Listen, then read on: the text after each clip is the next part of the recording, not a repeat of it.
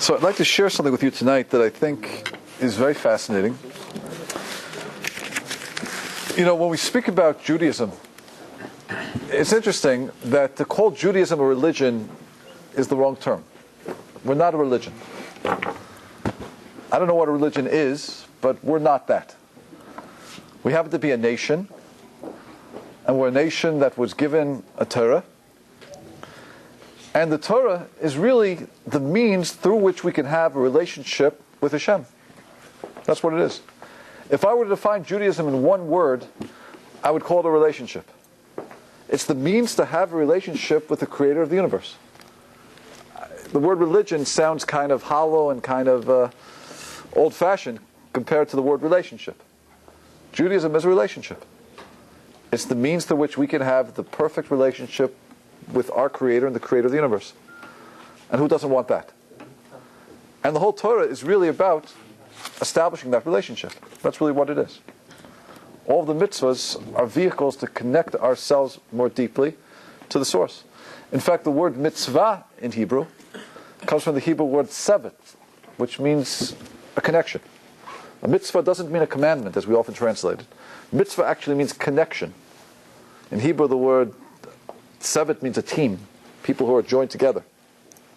So a mitzvah, really, we have 613 points of connection to God.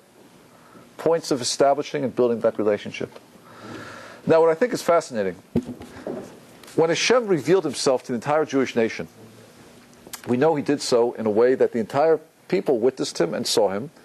And at that point, he gave us what we call the Aseret HaDibrot, the 10 Commandments, or the 10 statements, the Aseret HaDibrot. Now, these 10 Commandments were, in some ways, God is giving us, Hashem was giving us, perhaps the 10 most important principles that we need to know. And our sages teach us that the 10 Commandments really, in some ways, are the root directory for the entire 613 mitzvot. From these 10, you can derive all 613. Apparently, you could derive all 10 from the first 2.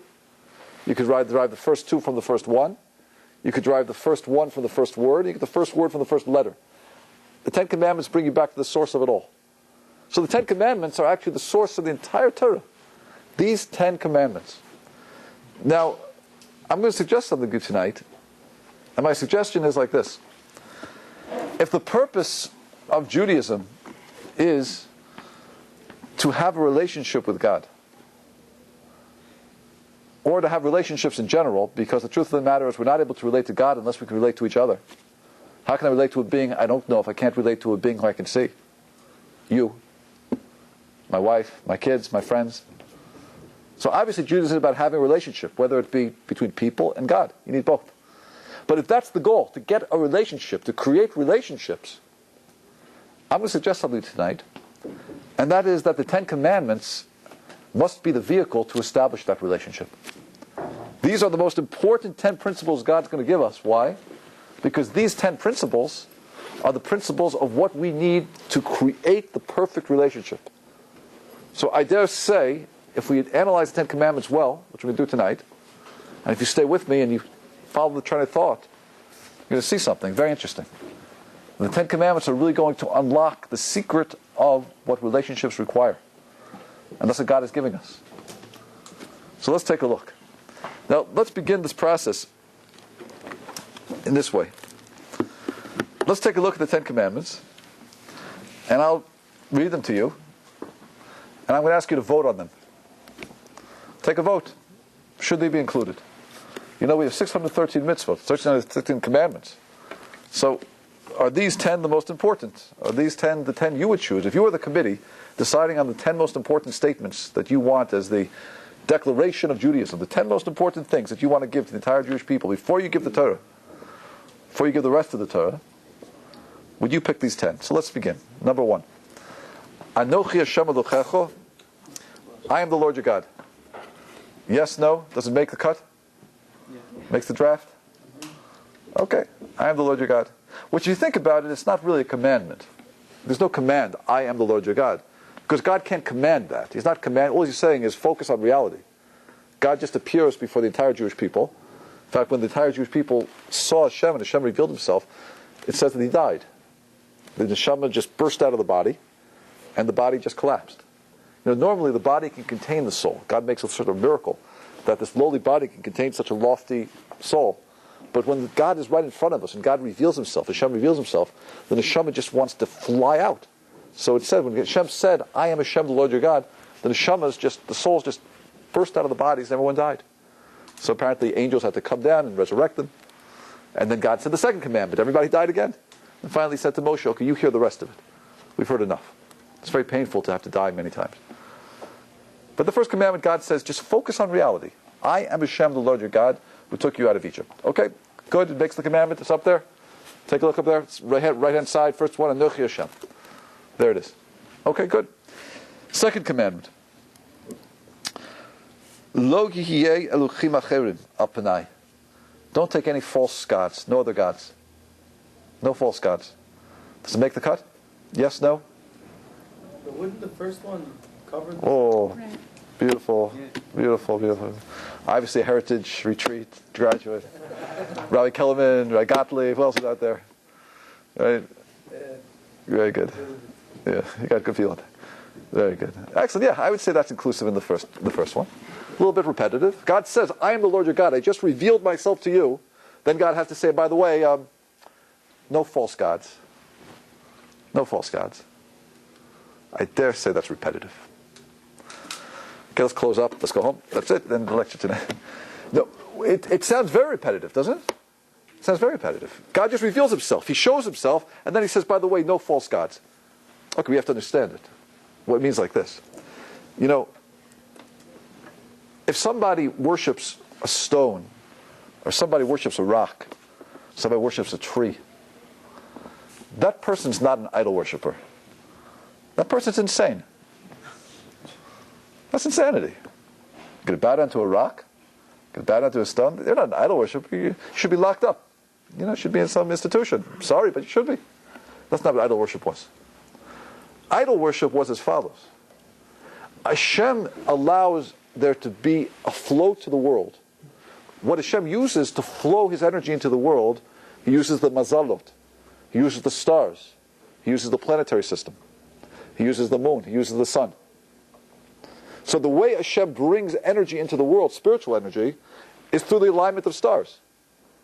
Now, there was a time in human history when people were very aware of this. And to be very aware of this, it meant that when certain stars would line up in a certain way, you could actually experience, I can see from those stars, a flow is coming, and that flow is allowing the crops to grow.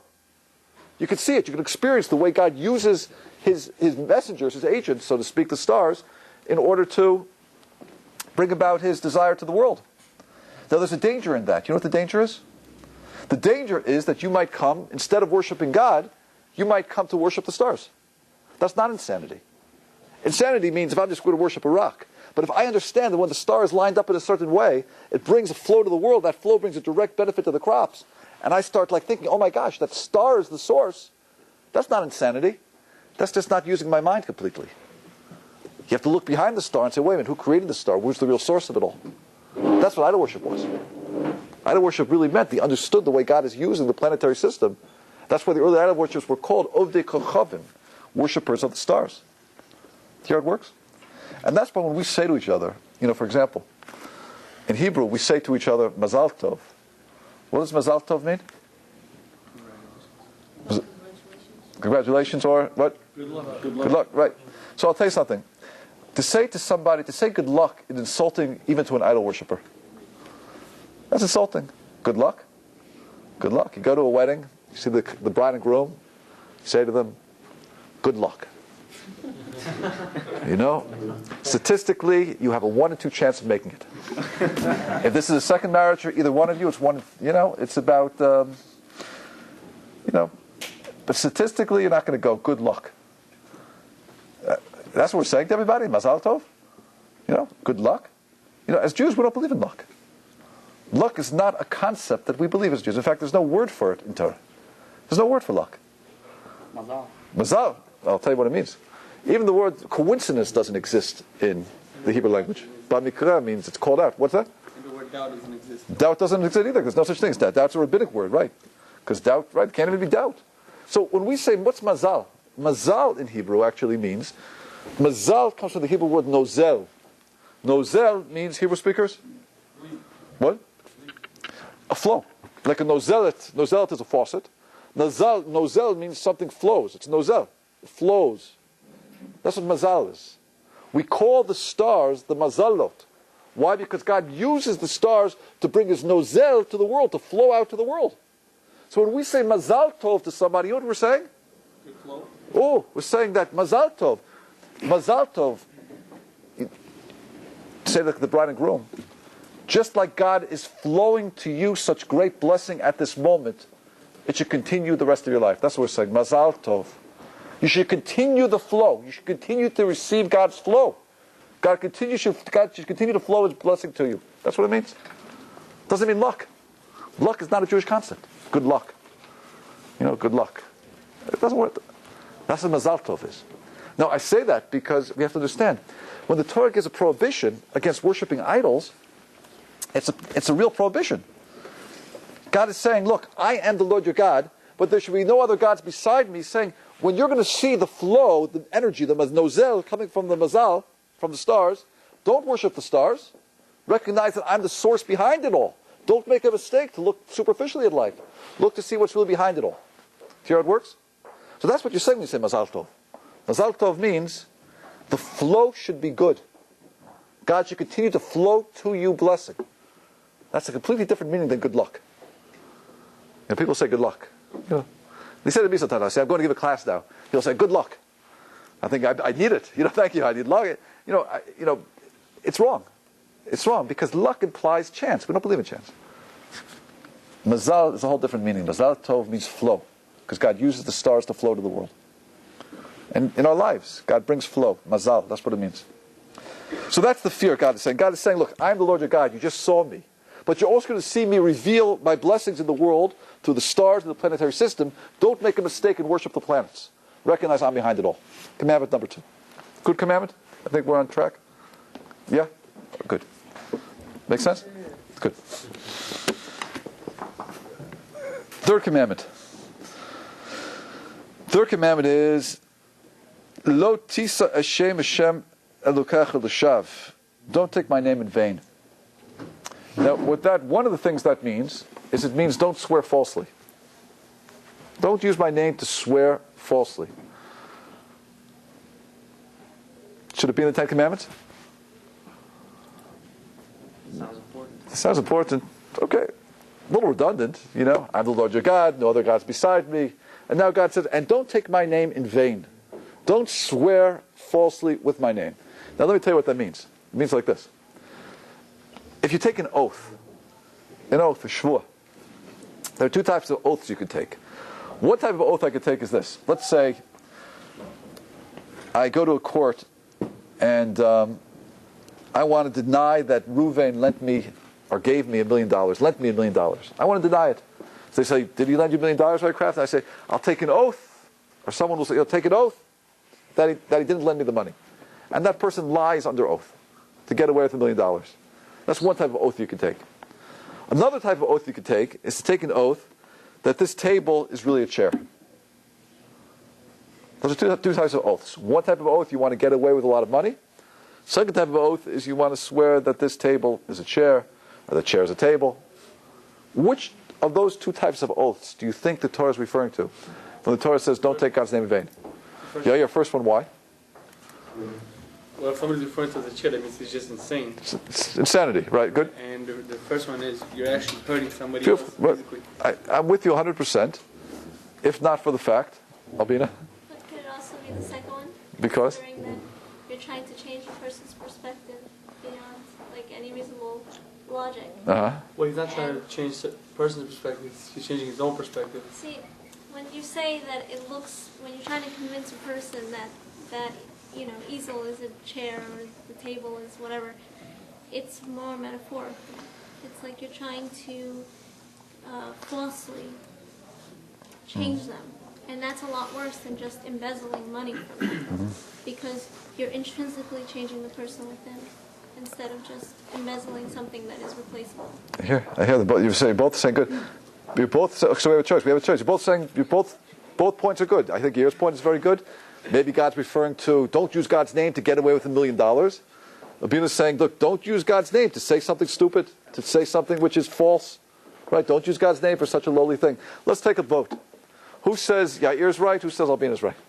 Let's give him 50-50. Who says the oath they're talking about is an oath that says, don't use God's name in vain to try to get away with a lot of money? Who wants to say that? Okay.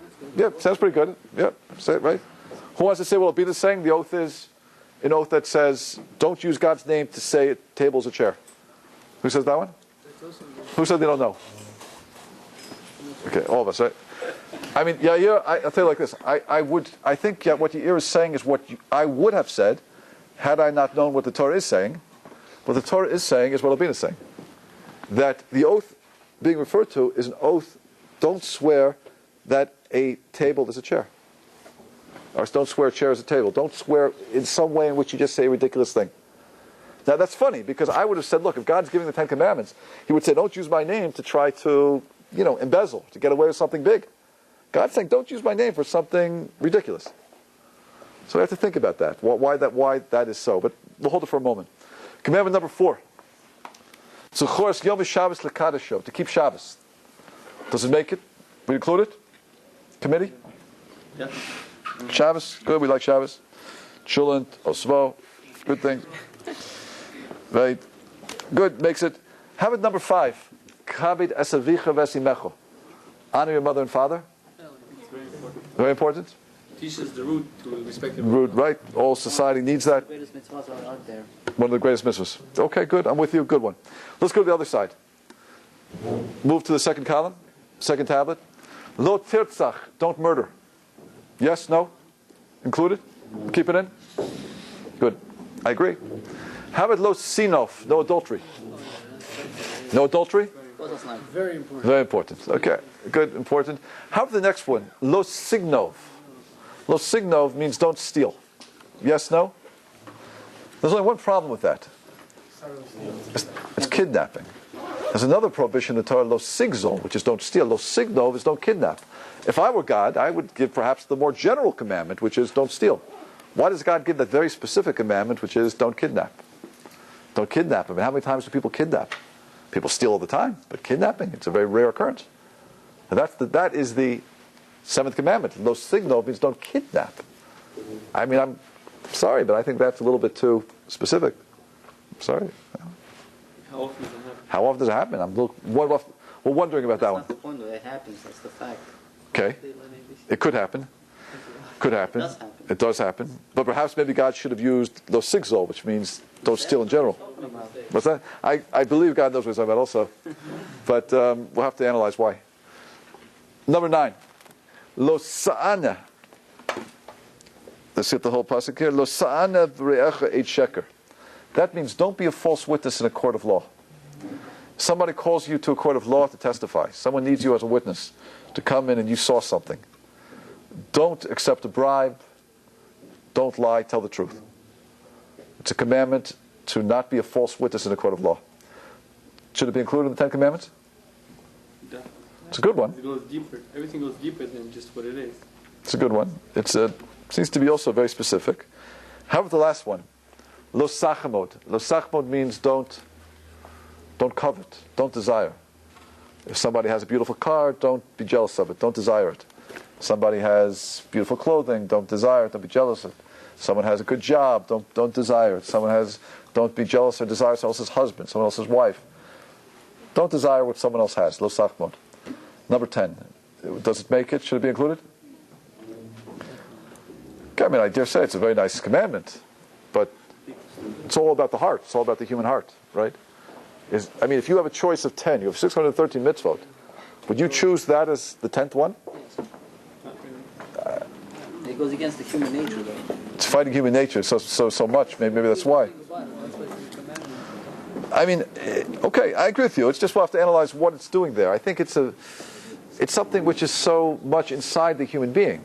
Why is that the 10th commandment? And perhaps maybe the most important of them. Okay, the question is, though, why these 10? There's so many other commandments that are left out. How about giving charity? How about supporting the widow? How about supporting the orphan? Isn't it all fall under the their own category? Maybe you could put them into one of those 10. Perhaps, you're right. These are the root directory. 100%. But these were the ones that Hashem chose, these 10. Okay, now here's another question I have for everybody. Why does God need 2 tablets? Yep. One between a man and him, one between a man and Solomon. Oh, what's your name? Elon. Was Elon suggesting something?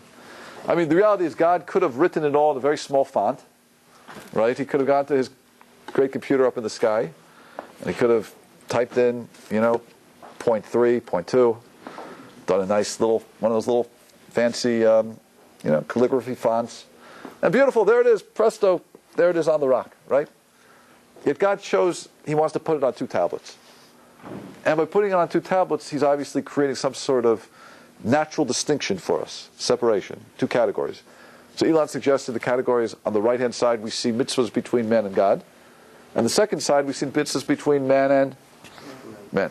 Now, there's one commandment that throws off Elon's theory. Which commandment is that, Abia? Honor your mother and father. Why? Because? Because it's on the side which it's is a with the connect- mitzvot between man and God. It's on the side of man and God.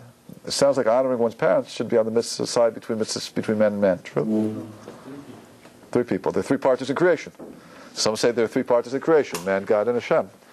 But again, parents are physical beings. So perhaps we have to analyze, yeah. You say that when you honor your parents, you're honoring God. Because? Because it's like honoring God. That's the equivalent. So, Right, there are some say they're your creator. So perhaps maybe Emil is suggesting that instead of calling the first column mitzvahs between man and God, let's call them mitzvahs between man and our creators. We have 2 types of creators. We have our Hashem, and we have our parents, right? So our creators, man and creators, and the second side is between man and man. Maybe that's a little bit better, a little more specific. Okay? So far so good. Now, here's step 2. Step 2 goes like this. Our sages teach us that Hashem put 5 on one side and 5 on the other side. And in fact, the 5 on the right side faced the 5 on the left side.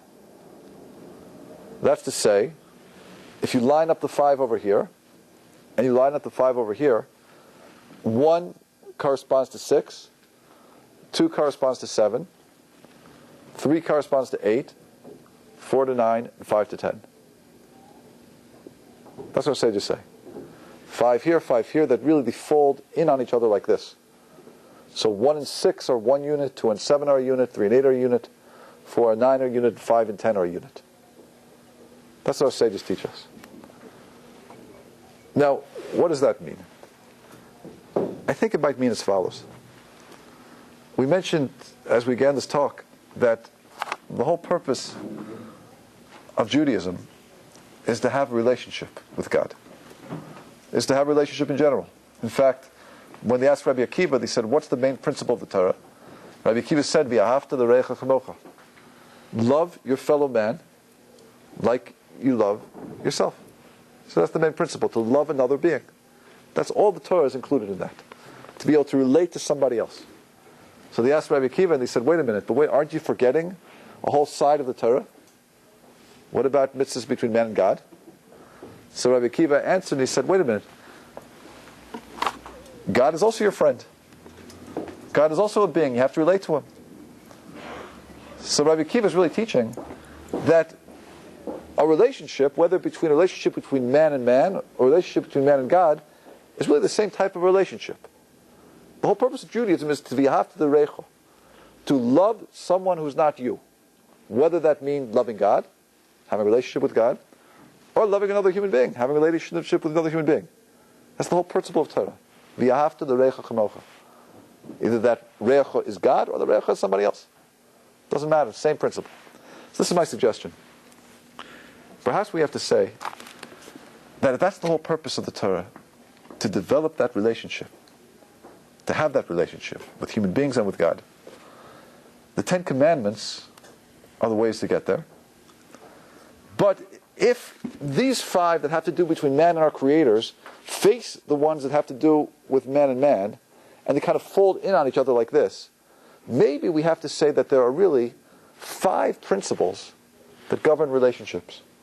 5 principles of relationships.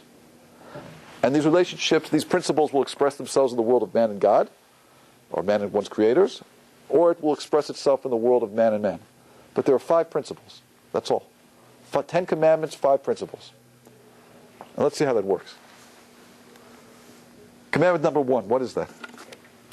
Once again, commandment number 1. Anochi Hashem Elochecha, I am the Lord your God. Commandment number 6, what is it? Lo tirtzach, don't murder. What's the connection? Can we find an underlying theme that connects those 2 points? Those 2 commandments? Maybe you have no right to kill somebody because you're not God.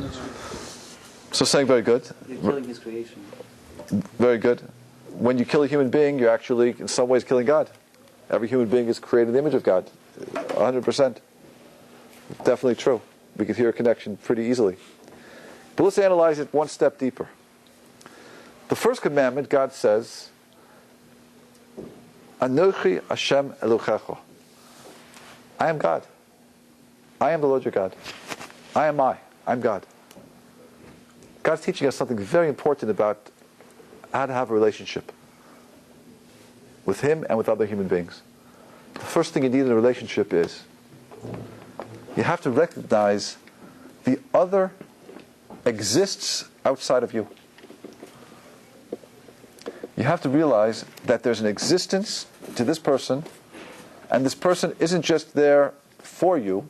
This person or this being exists and has their own special identity. They have their own special existence. God is saying, I am the Lord your God. I have an existence that's outside of you. Then why is that perhaps the first thing one needs in having a relationship?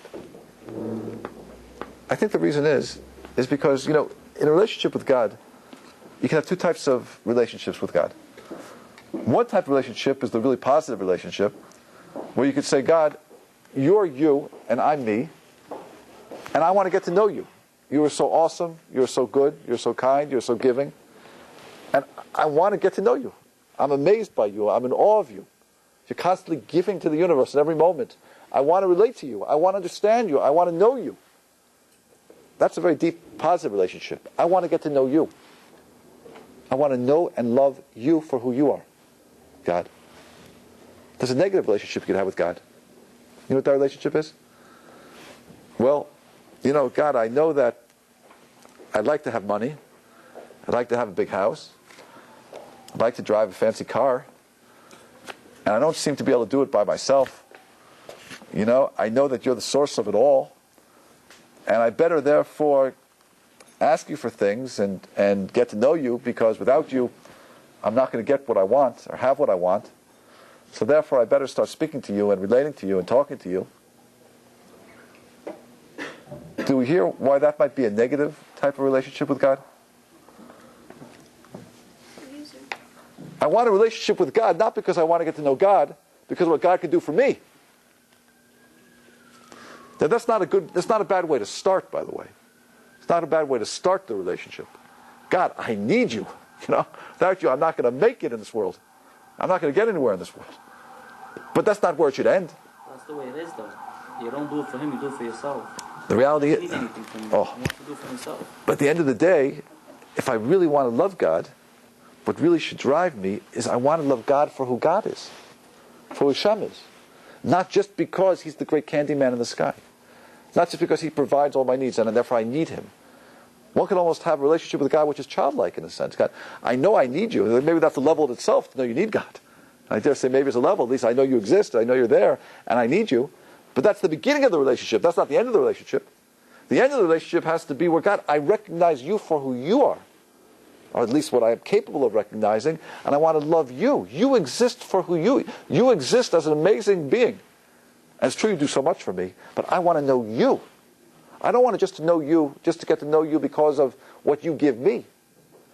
I want to be in awe of you for who you are. I want to love you for you. I don't want to just love you because of you give to me.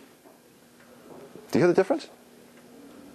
A child might relate to God in a simple way, right? And maybe we do also. God, look, I know I need you. Like, I want to have livelihood. I want to have money. I want to have health. Therefore, I better speak to you. That's a good way to start the relationship. because we do need God so much. But we should be a little bit more mature in the relationship and build it and say, now that I realize that I need you and you're the supplier of it all, and you're so magnificent and so wonderful, I want to get to know you, and I want to understand you, and I want to talk to you, and I want to love you. I don't want to just love you because of what you give to me. I want to love you for who you are. See how that works? Yeah. Isn't that essence contradicting itself? Because he is a giving thing, a giving Right. being. By definition. So, by definition, if you're going to say, I love you for you, but not for what you do for me, you are loving him for what he does to you, because he's always giving to you constantly. So Right. 100%.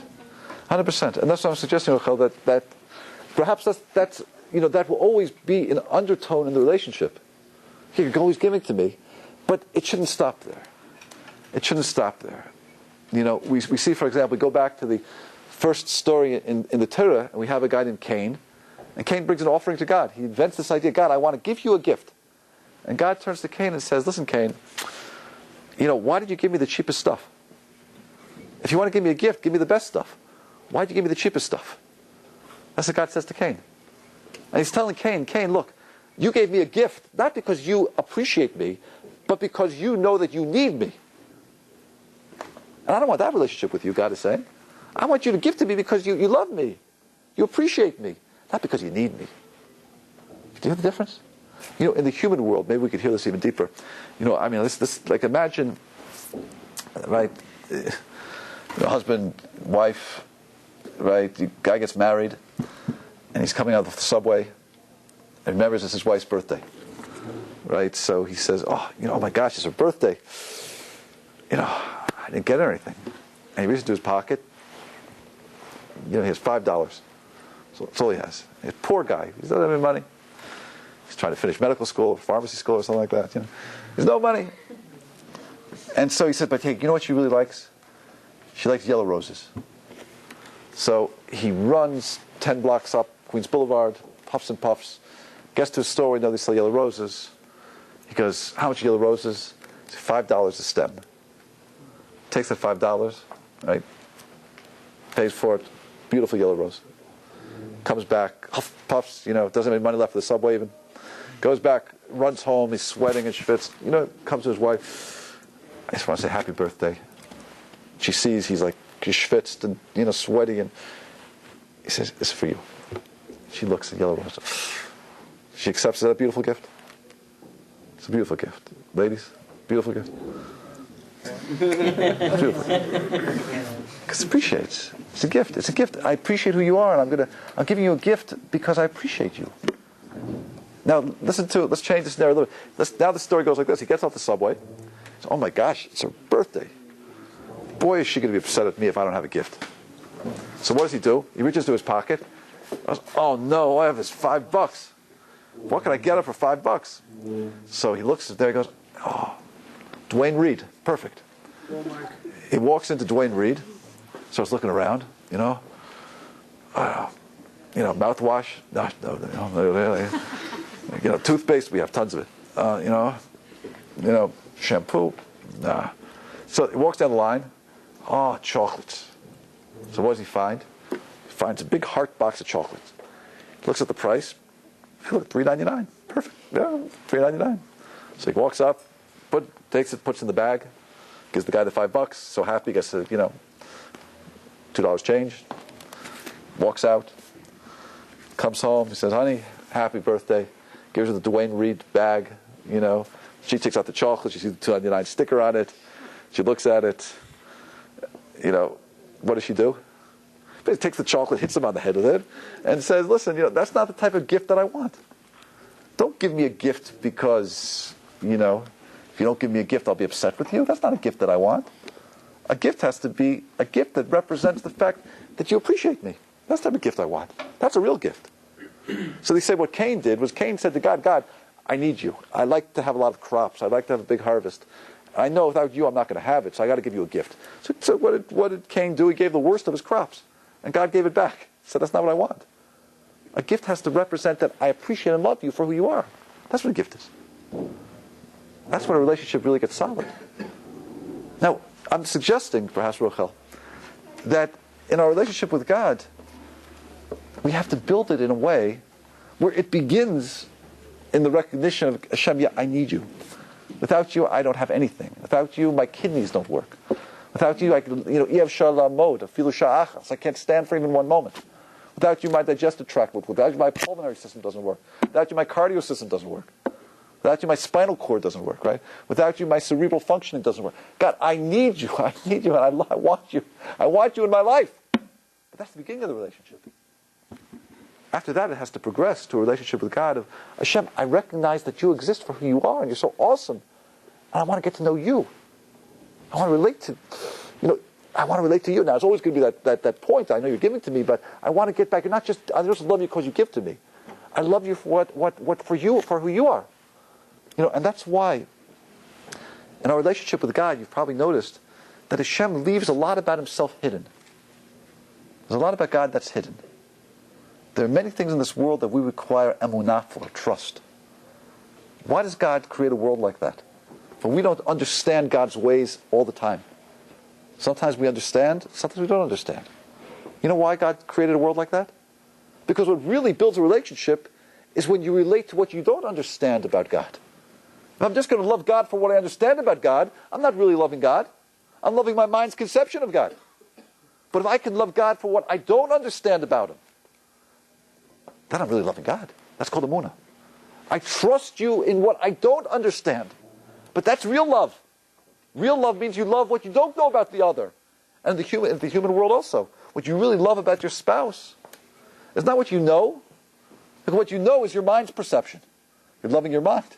What you really love is what you don't know about him or her. Because then you're loving him or her. Do you hear how that works? I have to love what I don't know about you. So how does it work? God gives us so much information about himself. He shows how good he is and how kind he is, how much he's giving to us and to the world. And he's all about love and chesed, and he builds a world that's perfect for us. And he builds a body that's perfect. And everything is, and he gives us a Torah to give us happiness and direction. He gives us all the habas, so we should have eternal reward and pleasure. Everything is for us. So then we have to extrapolate and say, okay, God, even the things I don't understand about you, I'm going to also love. You show me so much good, I'm going to love even that which I don't understand. But there has to be something left over. Do you hear how that works? There has to be something left over, or I'm not really loving God. So for a relationship to be real, for a relationship to be deep, you have to recognize the existence of the other outside of you. You're not just here for me, you exist for who you are. And I want to love you for who you are. So the first commandment God gives us is a commandment that says, Anochi Hashem Elochecha. I am the Lord your God. I exist outside of you. I'm not just the great candy man in the sky who gives you what you need. I have an existence to get to know me. And that has to be there. And if you think about it, in the world of man and man, what does God say? Lo sirtzach, don't murder. To murder somebody is to say, you don't really exist, do you? You have no existence outside of me. You're there for me to take away if I feel like doing it. It's a murderers. Murder doesn't mean self-defense. Murder means murder because you're in the way. Because I want something from you. I want your money. I don't want you around. That's murder. You have no real existence except to satisfy my needs. That's what murder says. I don't recognize you as a world by yourself. You have no real existence, and therefore I can take it away if I feel like it. That's what murder is. So God's telling us something very interesting. God's telling us the first foundation of a relationship. If you want to relate to God, or you want to relate to a man or a human being, what is it? Recognize the existence of the other outside of you. The other exists outside of you. They have their own existence, and love them for who they are. Recognize they're a world by themselves. Recognize they're not just there to satisfy your needs, but they're there, and recognize who God is. Recognize there's existence. Do you hear that works, everybody? You with me? So relationship principle number one is, I am the Lord your God, don't murder. The common denominator, recognize the other exists outside of you, existence. And it's so important in a relationship. So crucial. It's so crucial. She's not just here to make me dinner. I'm not just here to provide a livelihood. She exists for who she is. I exist for who I am. And you have to love the other for who they are. They exist outside of you. God exists outside of us also. He's giving constantly, you're right, Rachel. He's giving and giving and giving. But I want to love God not just because he fulfills my needs, because I want to get to know him. I want to get to know who he is, what he's about. That's real love. Recognize the other exists outside of you. So that's relationship principle number one God is giving. The purpose of the Torah is relationships. Perhaps that's the most important first step in a relationship. The other exists outside of you. Okay, let's keep going. Commandment number 2.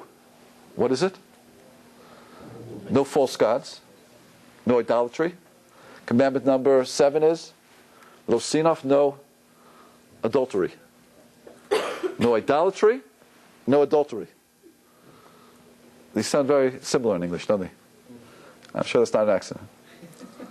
No idolatry, no adultery. What's the connection? What's the common link? Yeah. Yeah. Right. In fact, that's what it is, right? Idolatry means you're substituting other things for God. Adultery means you're substituting somebody else for someone you're supposed to be loyal to. It's substitution. They both have to do with loyalty. Now, why is loyalty such an important part of a relationship with God? And why is loyalty so much an important part of a relationship with human beings? Why is that the second most important principle God has to teach us about having a relationship? Loyalty. What's so special about loyalty? So perhaps we can explain like this. That loyalty means, when God says, don't substitute anything for me. And when God says, don't substitute anything or anybody for him or her. Be loyal.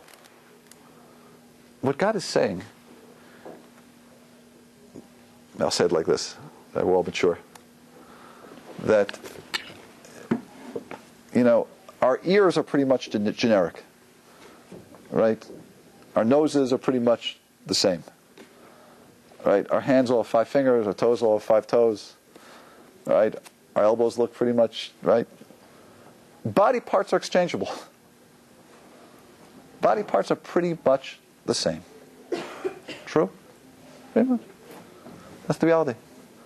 What makes us unique and different is not the body part. It's what's inside the body. It's who we are on the inside. Loyalty is so important in a marriage because loyalty says, don't look at this person superficially as a body. Look at this person for who this person is. This person will never exist again in human history. Just like this person has a face that has never appeared before in human history, it means this person has a soul and an internal makeup that has never appeared before in human history. Loyalty means that you look at the other and say, I cannot exchange you for anybody else. There's no substitute that can take your place. That's what loyalty means.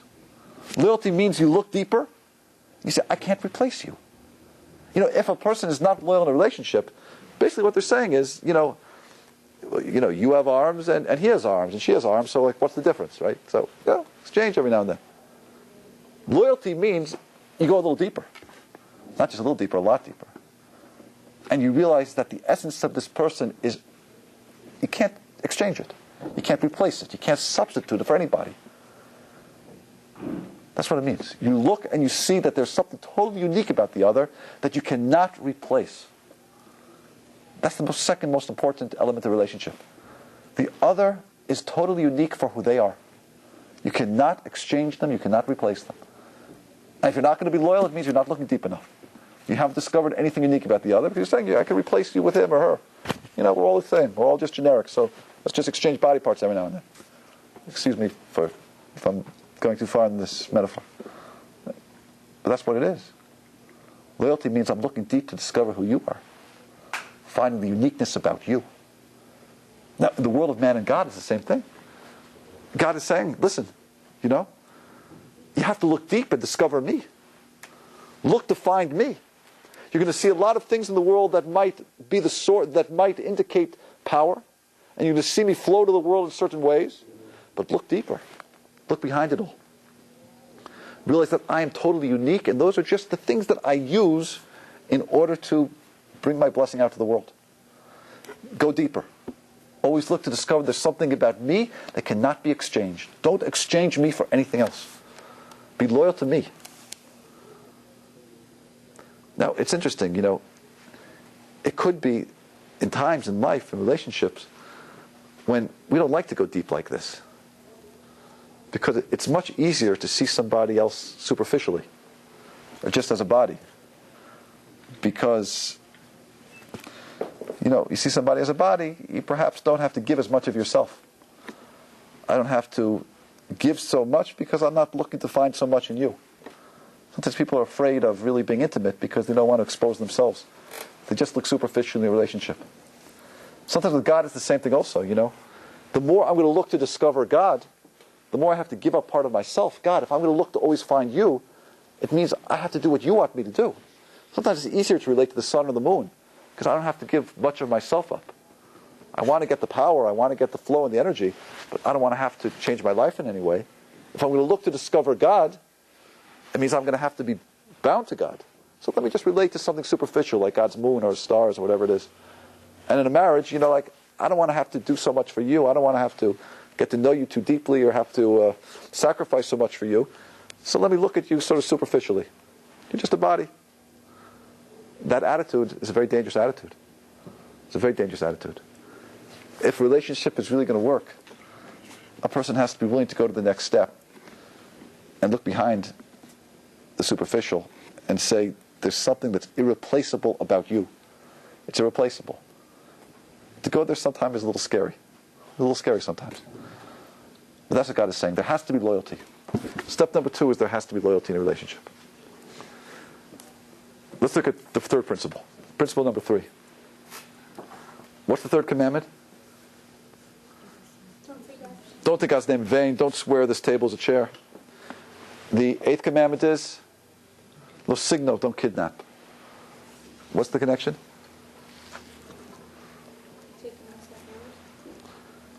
Interesting. I think it means like this. Perhaps it means respecting the property and boundaries of the other.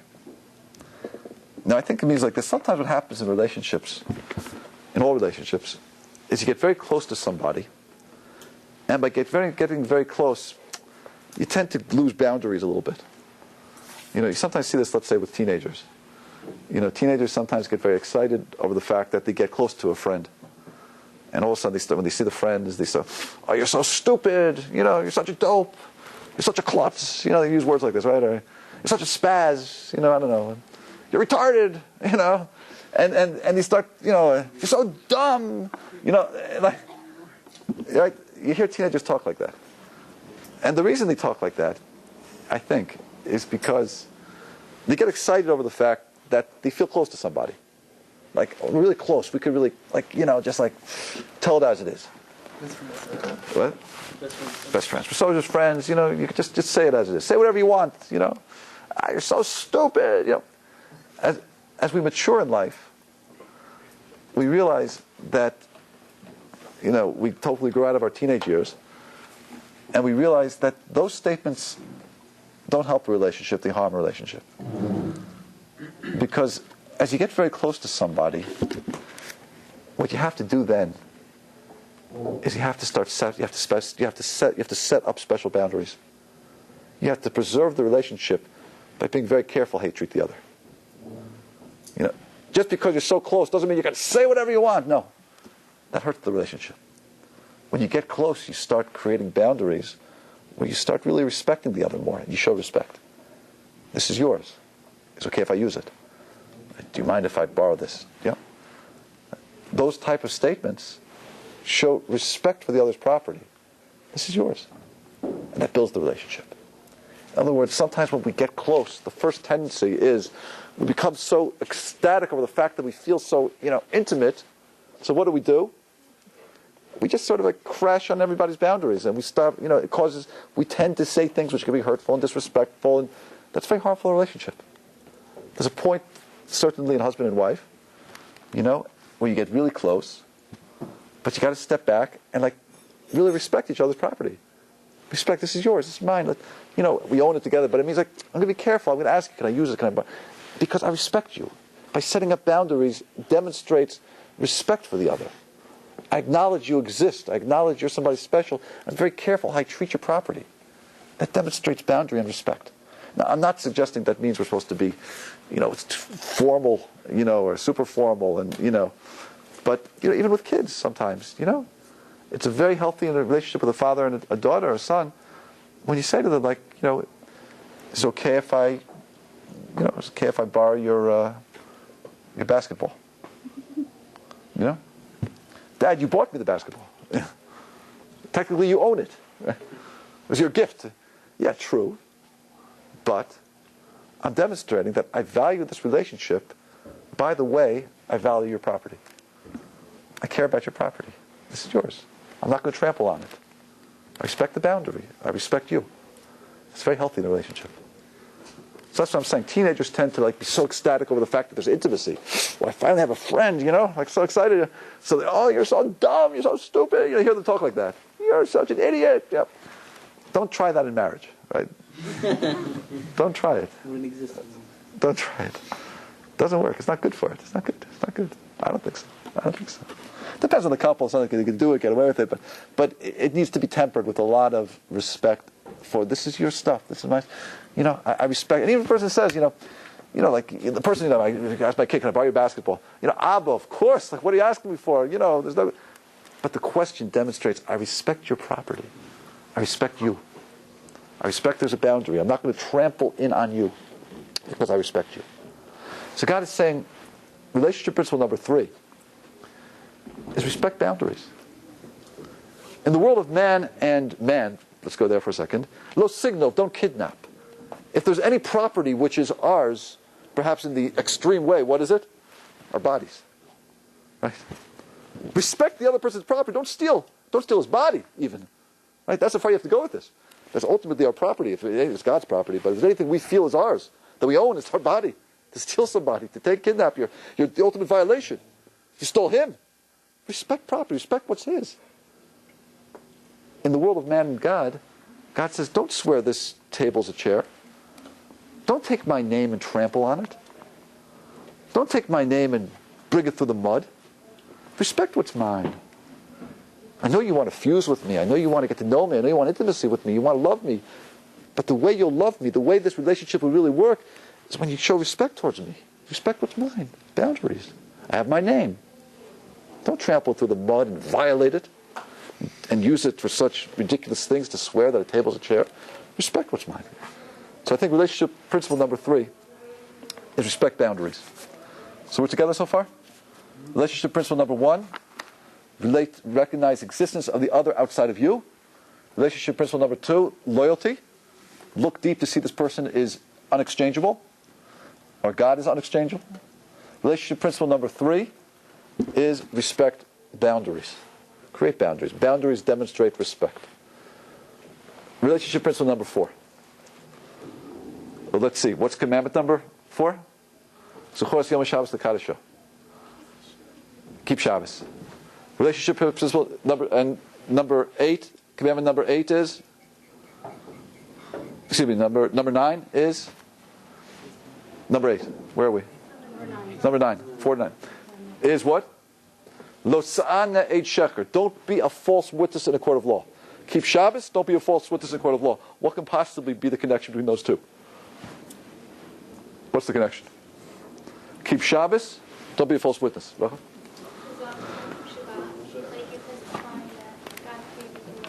Beautiful. Shabbos is a day of testimony. That's exactly right. In fact, when we get up every Friday night and we make Kiddush, what are we doing? First, when you make Kiddush, you stand. Why do you stand? Or at least you stand very chulu. Why? Because Kiddush is a declaration of testimony. It's like we're witnesses in a court of law. We stand there with a cup of wine. The red wine, it focuses us, it gets our attention, it gets us salivating, it gets all of our impulses moving, it gets us excited. And now we're so excited, we're going to make a declaration of testimony. What's that testimony? We say, God, you're the creator of the universe. It's yours, you created it. And you're actively involved in that creation, demonstrated by the fact that you took us out of Egypt. You didn't just wind it up, but you're actively micromanaging it. And you demonstrated that when you changed nature to bring us out of Egypt. That's what we're saying. God, you're the creator and the manager. That's what we're testifying on Shabbos. And therefore, for 25 hours, we're going to cease creative activity because we're going to attribute that you are the creator. It's all yours. We're giving it back to you. That's the testimony of Shabbat. Shabbos is a day of testimony, declaring the truth about God. Now the other side of the equation, the other side of the tablets, what do we see? Don't be a false witness in a court of law, meaning if you have to come to a court of law, tell the truth. Tell the truth. Be a witness. When you're called to be a witness, tell the truth. That's what it said. They're both about being witnesses and telling the truth. I think relationship principle number 4 is, in order for a relationship to be successful, you have to look for the truth about the other. You have to look for the truth. Now what does that mean? In the world of man and God, you have to look for truth. What does that mean? For example, there might be moments in our life when things are going to be painful. Or maybe we've experienced moments in our life when things are painful. Or maybe we've experienced or know people who are sick. And there's pain. And we say, God, I don't get it. I don't understand this. You're all about love and chesed and goodness and kindness. And why are you bringing such pain?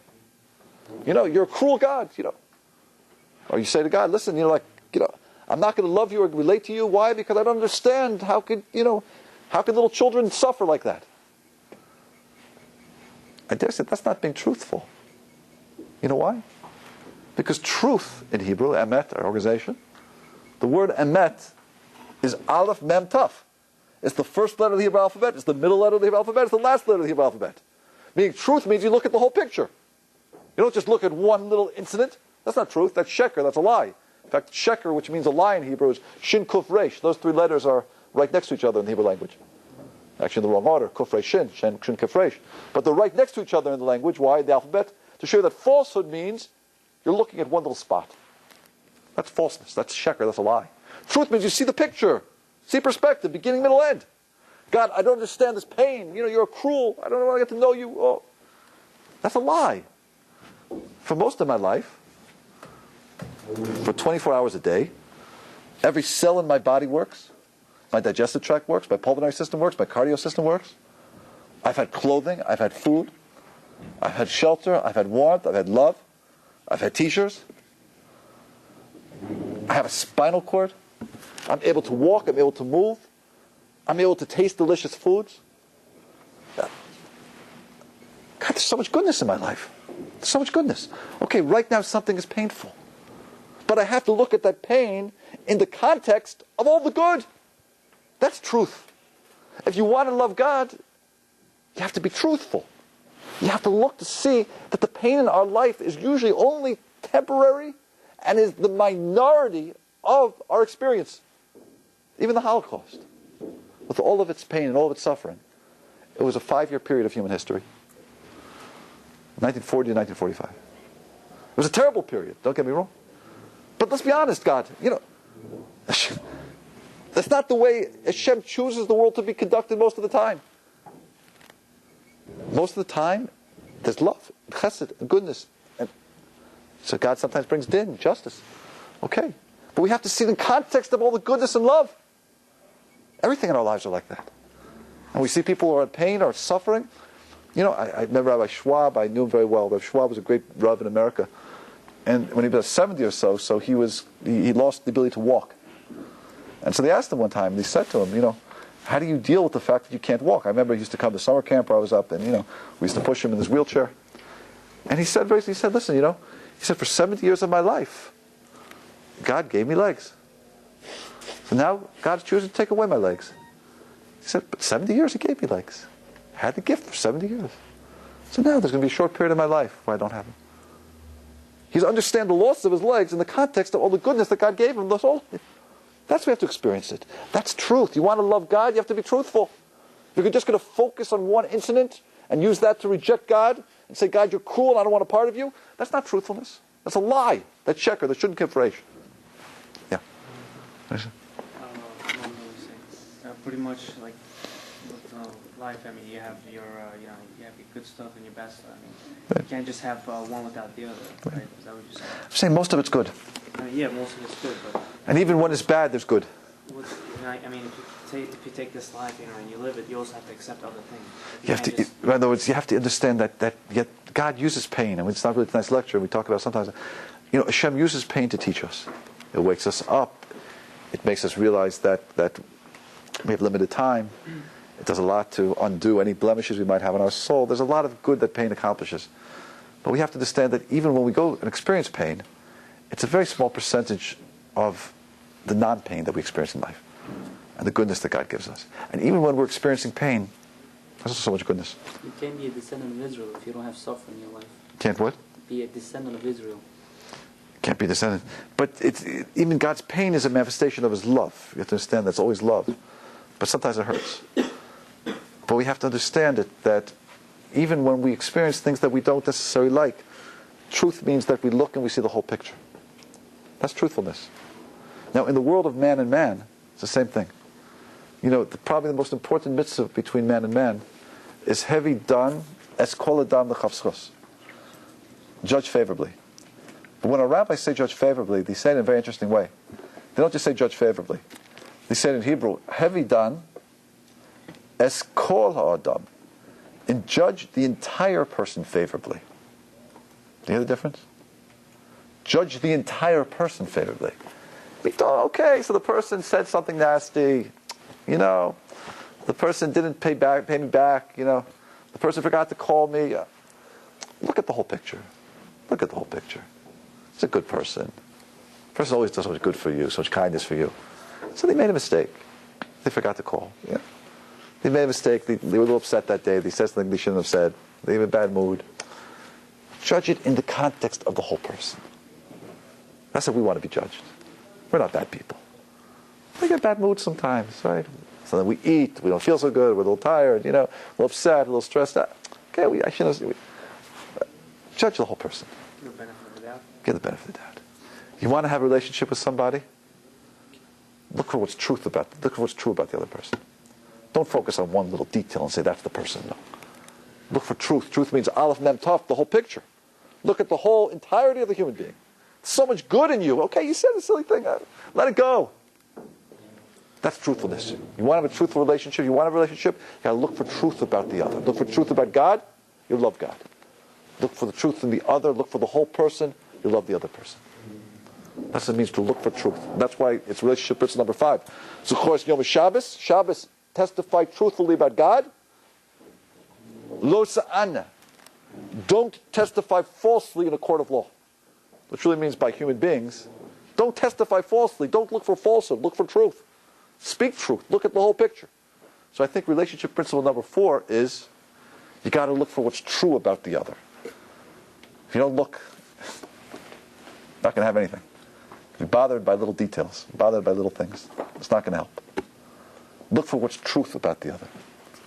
That's why the Mishnah says in Pirkei Avos. It says, "Aseh lecha rav," make for yourself a rabbi. Happy to be everybody's rabbi. My pleasure. Konei lecha chaver, buy for yourself a friend.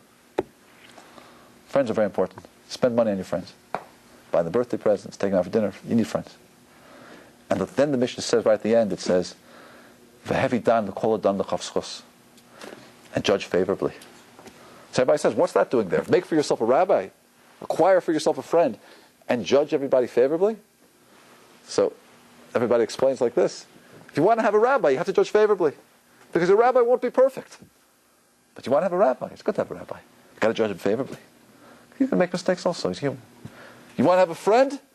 Judge him favorably. He's not going to be perfect. But really what it means, I think, is looking for truth. Looking for what's real about the other.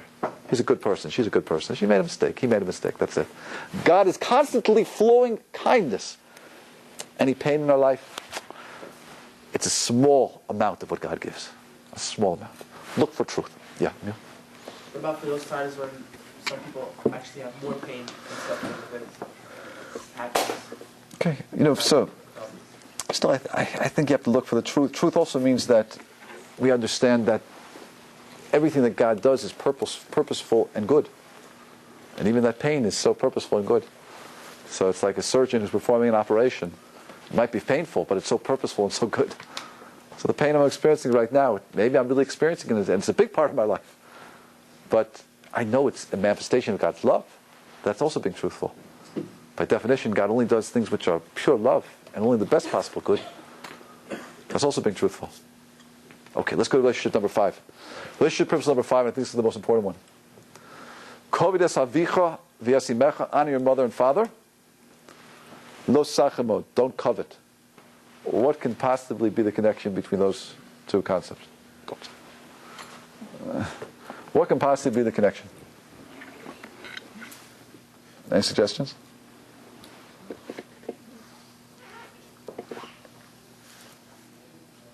What's the common denominator? What's the relationship principle? Girls? What's that? Respect. Respect parents. Okay. True. It's true. Respecting another person's whatever. Lo sachmod means respect their properties. I hear the things. Yeah. Yeah. Oh, Alex, go. It means appreciate what you have. Oh, good. What are you saying? What do you mean? I think you're saying yeah. Go. Explain what you mean. With your parents, they're the ones that gave you life, obviously, with the help of God, and you should appreciate for what they have done to you, what they have done for you. I'm sorry for the past 10, 20, 30 years, and don't be jealous of other people. Appreciate what you have. Don't always look for something new. Even if, because technically we have a good life, and we as human beings, we always want something more. It's like it's never enough for us. So be appreciative of what God gave you. Don't take it for granted. Sound good. Sound beautiful. Did you go to Heritage Retreats? You went to Heritage? I'm sorry, yeah. You went? Beautiful. I got a hug right Kreidenberg. He said such a good job with you. Wow, this is great. Beautiful. I think I was saying something very beautiful here. Let me flesh out what I think you might be saying, and this is the way I would explain it. Why would a person covet? Why would a person covet? He's not happy with what he has. A person is not happy with what he has. In other words, the degree to which a human being can recognize, listen carefully, that they're entirely unique. Entirely unique. The degree to which a human being can recognize that they have a mission in this planet, on this planet, that no other person has. And that God has given you exactly what you need for your mission, and God is giving me exactly what I need for my mission. And there's no interface. None. We're all in laboratories. We all have jobs to do that no one else can do.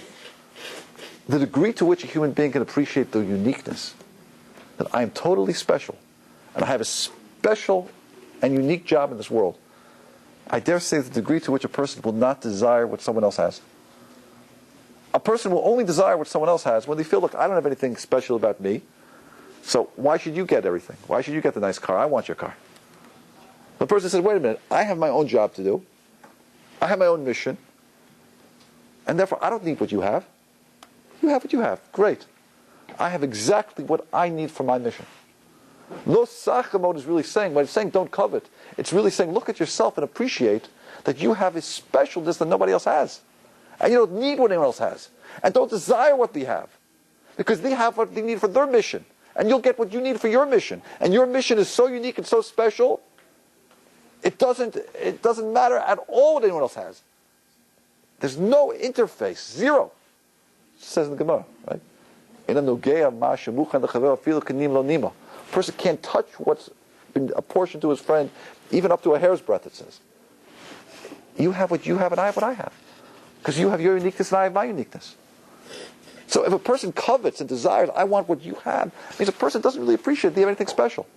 I don't need what you have. Why should I need what you have? I have what I have for my special mission. You have what you have for your special mission. Beautiful.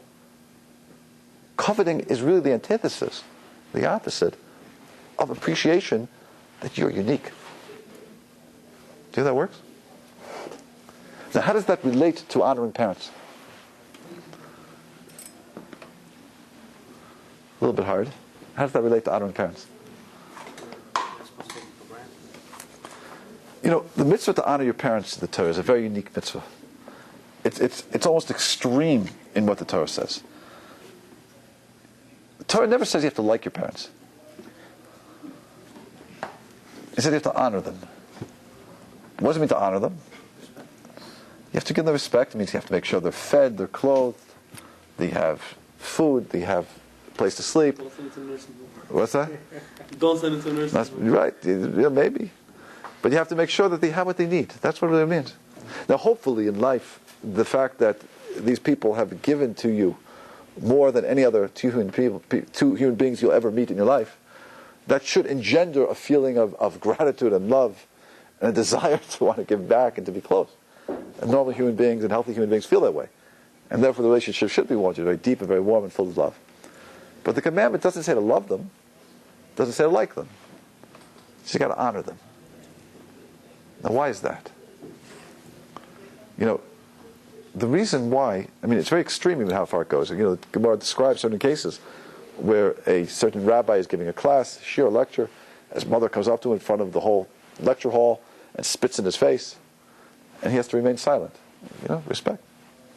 Another case talks about a father who grabs his son's money bag and throws it into the ocean. Doesn't say anything. No. You have to show respect. Now, sometimes you listen to talk shows on the radio, and they talk about getting to know the biological father, right? The person says, I'm really curious to contact my biological father. I feel kind of lost, and psychologists oftentimes recommend, don't go there. What do you need it for? He deserted you when you were, a week old. What do you need that for? Just stay away. And people say, I really have this need. Now, I'm going to suggest something. I'm not saying a person's supposed to go out and pursue the biological father always, but there's a need to. There is a need to, and you know what the need is.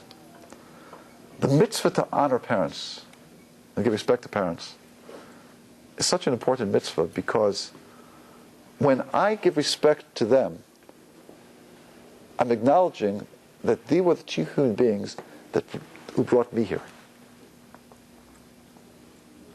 Respect for parents really says that my existence is not an accident. I came here at a certain time with two special people, and therefore I have a special mission in this world, a unique mission, and these are the two people who brought me here. And therefore when a person gives honor to the people who brought you here, it means it's because you really acknowledge that you have a special mission. You're not just an accident of nature, but you have a high-level mission in this world. And these were the two people who God selected to bring me here. And therefore, I would suggest, perhaps, that if a person has a need to get in contact with the biological parent, it might not be healthy to pursue the relationship, but the need to see and acknowledge and maybe even to do some act of respect for that person might be a healthy impulse. You know why? Because it's true you left me, when I was 1 week old. You'd be such a bum to mom, right? But you are the person who brought me here. And thereby my giving you respect is really acknowledging that my existence is worthy of respect. Do you hear that? When we respect our parents, and that's why it's such a crucial mitzvah for us, it doesn't say you have to like them, but you have to respect them. Because by respecting them, you're acknowledging that you're worthy of respect. That's what it means. Now hopefully you will like them.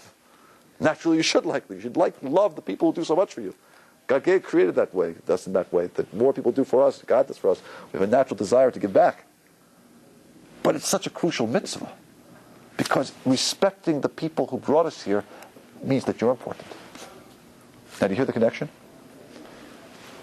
Lo Sachmod says, the degree to which you can recognize that you're unique is the degree to which you won't covet. The degree to which you recognize that you have a special mission, you're not an accident of nature, is the degree to which you'll give honor to the people who brought you here. So, relationship principle number 5, and I think it maybe is the most important of all the principles, is what? Self-respect. Respecting your own uniqueness. Respecting your own uniqueness. You have a unique mission. You are unique. And it's so important in a relationship. In a relationship with God, it's so important. You know why? Because without my feeling that I'm unique and special, I might feel that maybe God doesn't want to get to know me. Or how can I get to know such an awesome being like God? Why would he want to get to know me? But if I could say, wait, I'm unique, I'm special. Two people brought me here at the exact time for a special mission. Therefore, I can say I'm worthy of a relationship with God. There's something special and unique about me. And of course God wants to have a relationship with me, and I should try to pursue my relationship with God. And the world of man and man, one can really only love somebody else and see the specialness in someone else if you see the specialness in yourself. You can't look at yourself and say, I am unique, I am special. There's something about me which is totally, totally unique. How am I going to look and find that in you? And I want to love you for who you are, but if I can't see that I'm somebody special, how can I find something special in you? So the degree to which a person can say that I am worthy of love and respect because I'm unique is really the degree to which I could say and I see that in you. But you got to see in yourself first. To love someone else first, it means you have to love yourself. You got to see that you are somebody really valuable. And the degree you can see that is the degree you'll see in somebody else. Oftentimes in relationships, people tell and they say they don't feel worthy of being loved. I don't feel worthy of, people say that. They don't feel worthy of being loved. I can't accept your love because I don't feel I'm worthy of it. And a person like that can't even give love because they don't see there's something about themselves worthy of being loved. How they can discover something in someone else worthy of being loved? I can only discover something about you that's worthy of being loved if I realize I have something that's worthy of being loved. So perhaps relationship principle number 5, maybe it's the most important one, is you have to recognize your own uniqueness. In the world of man and man, we express that out by don't covet what other people have. You don't need it. Everything you have for your mission, God will give you. In the world of man and creators, it means acknowledge the creators who brought you here. Give them honor, because by giving them honor, you recognize that you're not just an accident. You have a unique mission, and they brought you here. Recognize your uniqueness. So let's just summarize. What do we say? We have 10 commandments. These 10 specifically. Why? Because the whole purpose of Torah is to have a relationship with God and to other human beings. Getting to know a being outside of ourselves, God, and becoming God-like. Getting out of our own ego and creating ourselves to be God-like by loving another human being. Having relationships is what the Torah is all about. If that's what the Torah is all about, if that's the klal godol, v'yavta l'reich chamocha, love another outside of yourself, if that's the whole point of Torah, it makes sense that the first 10 commandments that God gives us will be the vehicles to get there, will be the 10 principles to get there. And as our rabbis say, 10 commandments folded in each other, 5 principles. What are those 5 principles? Recognize the existence of the other outside of yourself. Number 2, there has to be loyalty. Look for the essence of the other. Number 3, respect the boundaries, the property of the other. Number 4, look for what's true about the other. And finally, number 5, the relationship has to begin from a point where you realize your own specialness, your own uniqueness, your own self-respect. Perhaps those are the 5 relationship principles, 10 commandments, 5 principles, and perhaps that's the whole purpose of the Torah. And if we're going to uncode and unlock the 10 commandments, perhaps we've unlocked it in just one way. We realize that God is speaking out these 5 major relationship principles. The most important major relationship principles we need for all relationships. Okay, bye. Shabbos.